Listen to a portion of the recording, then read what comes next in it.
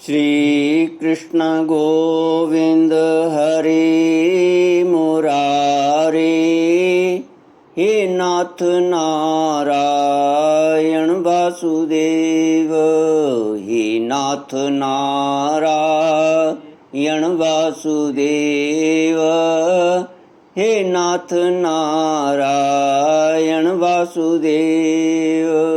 श्री कृष्ण गोविंद हरे मुरारे, हे नाथ नारायण वासुदेव। ओम नमो भगवते वासुदेवाय, ओम नमो भगवते वासुदेवाय। कृष्णाय वासुदेवाय हरये परमात्मने प्रणतक्लेशनाशाय गोविन्दाय नमो नमः। सच्चिदानन्दरूपाय विश्वोत्पत्त्यादिहेतुवे तापत्रयविनाशाय श्रीकृष्णाय वयं नमः। सच्चित आनंद स्वरूप परमात्मा जो सृष्टि के उत्पत्ति, पालन और संहार करता है तथा जीवों के आध्यात्मिक, आदि दैविक, आदि भौतिक तापों को नष्ट करने वाले हैं, अर्थात जीवों के मानसिक, शारीरिक और भौतिक दुखों को दूर करने वाले हैं, उन श्री कृष्ण भगवान को हम नमस्कार करते हैं। श्री कृष्ण गोविंद हरे मुरारे, हे नाथ नारायण वासुदेव। श्रीमद्भागवत चतुर्थ स्कंद अथ चतुर्विंशोऽध्यायः। मैत्रेय उवाच विजितासोऽधिराजासीत् पृथुपुत्र पृथुस्रवाः, यवीयोभ्यो ददात् काष्ठा भ्रातृभ्यो भ्रातृवत्सलः, हर्यक्षायादिशत् प्राचीं धूम्रकेशाय दक्षिणां, प्रतीचीं वृक्कसंज्ञाय तुर्यां द्रवणसे विभो, अन्तर्धानगतिं शक्रात् लब्ध्वान्तरधानसंगितः, अपत्यत्रयमाधत्त शिखण्डिन्यां सुसम्मतम्। पृथु की वंश परंपरा और प्रचेताओं को भगवान रुद्र का उपदेश। श्री मैत्रेय जी कहते हैं, विदुर जी, महाराज पृथु के बाद उनके पुत्र परम यशस्वी विजिताश्व राजा हुए। उनका अपने छोटे भाइयों पर बड़ा स्नेह था, इसलिए उन्होंने चारों को एक एक दिशा का अधिकार सौंप दिया।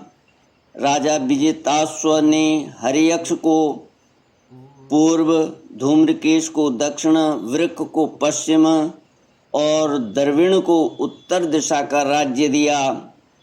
उन्होंने इंद्र से अंतर्धान होने की शक्ति प्राप्त की थी, इसलिए उन्हें अंतर्धान भी कहते हैं। उनकी पत्नी का नाम शिखंडिनी था, उससे उनके 3 सुपुत्र हुए। उनके नाम पावक, पवमान और शुचि थे। पूर्व काल में वशिष्ठ जी का शाप होने से उपर्युक्त नाम के अग्नियों ने ही उनके रूप में जन्म लिया था। आगे चलकर योग मार्ग से ये फिर अग्नि रूप हो गए। अंतर्धान के नभस्वती नाम की पत्नी से एक और पुत्र रत्न हविर्धान प्राप्त हुआ।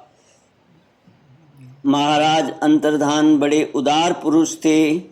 जिस समय इंद्र उनके पिता के अश्वमेध यज्ञ का घोड़ा हर कर ले गए थे, उन्होंने पता लगा जाने पर भी उनका वध नहीं किया था। राजा अंतर्धान ने कर लेना, दंड देना, जुर्माना वसूल करना आदि कर्तव्यों को बहुत कठोर एवं दूसरों के लिए कष्टदायक समझकर एक दीर्घकालीन यज्ञ में दीक्षित होने के बहाने अपना राजकाज छोड़ दिया। यज्ञ कार्य में लगे रहने पर भी उन आत्मज्ञानी राजा ने भक्त भय भंजन पूर्णतम परमात्मा की आराधना करके सुदृढ़ समाधि के द्वारा भगवान के दिव्य लोक को प्राप्त किया। विदुर जी, हविर्धान की पत्नी हविर्धानी ने बरहिसी सद गया शुक्ल कृष्ण सत्या और जितव्रत नाम के 6 पुत्र पैदा किए। कुरुश्रेष्ठ विदुर जी, इनमें हविर्धान के पुत्र महाभाग बरहिसद यज्ञादि कर्मकांड और योगाभ्यास में कुशल थे। उन्होंने प्रजापति का पद प्राप्त किया। उन्होंने एक स्थान के बाद दूसरे स्थान में लगातार इतने यज्ञ किए कि यह सारी भूमि पूर्व की ओर अग्रभाग करके फैलाए हुए कुशों से पट गई थी। इसी से आगे चलकर वे प्राचीन वरही नाम से विख्यात हुए। राजा प्राचीन वरही ने ब्रह्मा जी के कहने से समुद्र की कन्या शतद्रुति से विवाह किया था। सर्वांग सुंदरी किशोरी शतद्रुति सुंदर वस्त्राभूषणों से सज धज कर विवाह मंडप में जब भावट देने के लिए घूमने लगी, तब स्वयं अग्निदेव भी मोहित होकर उसे वैसे ही चाहने लगे जैसे सुकी को चाहा था।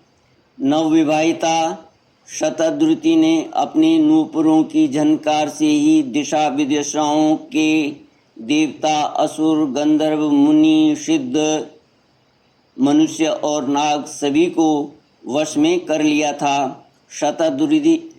शतद्रुति के गर्भ से प्राचीन वरही के प्रचिता नाम के 10 पुत्र हुए। वे सब बड़े ही धर्मज्ञ तथा एक से नाम और आचरण वाले थे।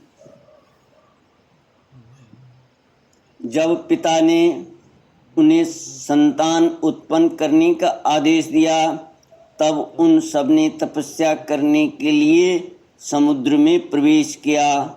वहाँ 10,000 वर्ष तक तपस्या करते हुए उन्होंने तप का फल देने वाले श्री हरि की आराधना की। घर से तपस्या करने के लिए जाते समय मार्ग में श्री महादेव जी ने उन्हें दर्शन देकर कृपा पूर्वक जिस तत्व का उपदेश किया था, उसी का वे एकाग्रता पूर्वक ध्यान जप और पूजन करते रहे।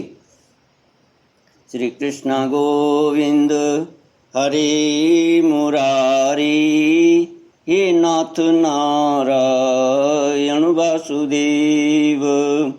विदुर जी ने पूछा, ब्राह्मण, मार्ग में प्रचेताओं का श्री महादेव जी के साथ किस प्रकार समागम हुआ और उन पर प्रसन्न होकर भगवान शंकर ने उन्हें क्या उपदेश किया, वह सारयुक्त बात आप कृपा करके मुझसे कहिए। ब्रह्मर्षि, शिव जी के साथ समागम होना तो देहधारियों के लिए बहुत कठिन है, औरों की तो बात ही क्या है। मुनिजन भी सब प्रकार की आसक्ति छोड़कर उन्हें पाने के लिए उनका निरंतर ध्यान ही किया करते हैं, किंतु सहज में पाते नहीं।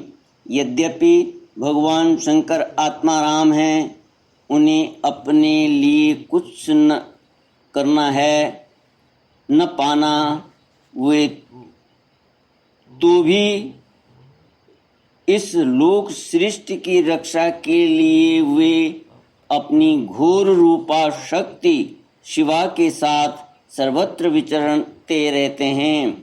श्री मैत्री जी ने कहा, विदुर जी, साधु स्वभाव प्रचेतागण पिता की आज्ञा शिरोधार्य कर तपस्या में चित्त लगा पश्चिम की ओर चल दिए।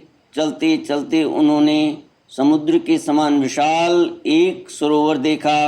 वह महापुरुषों के चित्त के समान बड़ा ही स्वच्छ था तथा उसमें रहने वाले मत्स्यादि जल जीव भी प्रसन्न जान पड़ते थे। उसमें नील कमल, लाल कमल, रात में, दिन में और सायंकाल में खिलने वाले कमल तथा इंदिवर आदि अन्य कई प्रकार के कमल सुशोभित थे। उसके तटों पर हंस, सारस, चकवा और कारंडव आदि जल पक्षी चहक रहे थे। उसके चारों ओर तरह तरह के वृक्ष की लताएं थीं, तरह तरह के वृक्ष और लताएं थीं। उन पर मत वाले भंवरे गूंज रहे थे। उनकी मधुर ध्वनि से हर्षित होकर मानो उन्हें रोमांच हो रहा था। कमल कोश के पराग पुंज वायु के झकोरों से चारों ओर उड़ रहे थे, मानो वहाँ कोई उत्सव हो रहा है। वहाँ मृदंग, प्रणव आदि बाजों के साथ अनेकों दिव्य राग रागिनियों के क्रम से गायन की मधुर ध्वनि सुनकर उन राजकुमारों को बड़ा आश्चर्य हुआ। इतने में ही उन्होंने देखा कि देवादिदेव भगवान शंकर अपने अनुचरों के सहित उस सरोवर से बाहर आ रहे हैं।